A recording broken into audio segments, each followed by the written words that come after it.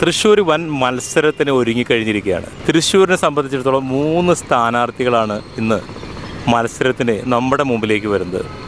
ഒന്ന് തൃശ്ശൂരിൻ്റെ തന്നെ സ്വന്തം രാജൻ പല്ലൻ.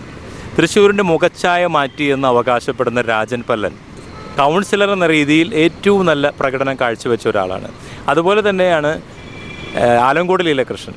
ആലങ്കോട് ലീലാകൃഷ്ണനെ പറ്റി സാംസ്കാരിക കേരളത്തിന് അറിയപ്പെടാതെ പോവാൻ പറ്റില്ല. കാരണം സാംസ്കാരിക ചരിത്രത്തിൽ തൻ്റേതായ വ്യക്തിമുദ്ര പതിപ്പിച്ച ഒരാളാണ് ആലങ്കോട് ലീലാകൃഷ്ണൻ. അതുപോലെ മറ്റൊരു വ്യക്തിത്വമാണ് ഒരേ ഒരു ലീഡർ എന്ന് അവകാശപ്പെടുന്ന കെ കരുണാകരൻ്റെ സ്വന്തം പുത്രി പത്മജ.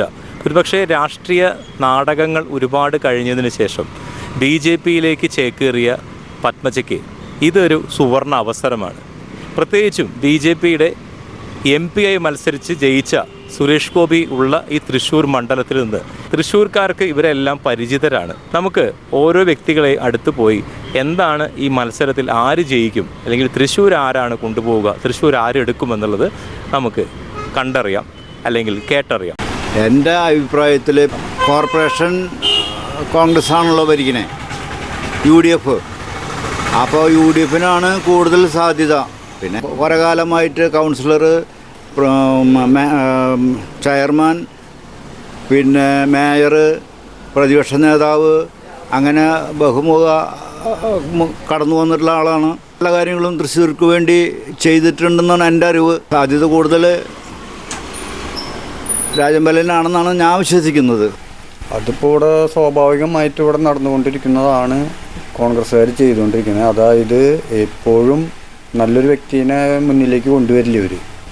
അപ്പോൾ കാലുവാരിൽ തന്നെയാണ് ഇവർ ചെയ്യുക. ഈ പ്രാവശ്യം BJP വോട്ട് കൂടുതൽ പിടിക്കാനാണ് സാധ്യത ഉണ്ടാവുക, അല്ലാതെ വേറൊന്നും സംഭവിക്കില്ല. ഇവിടെ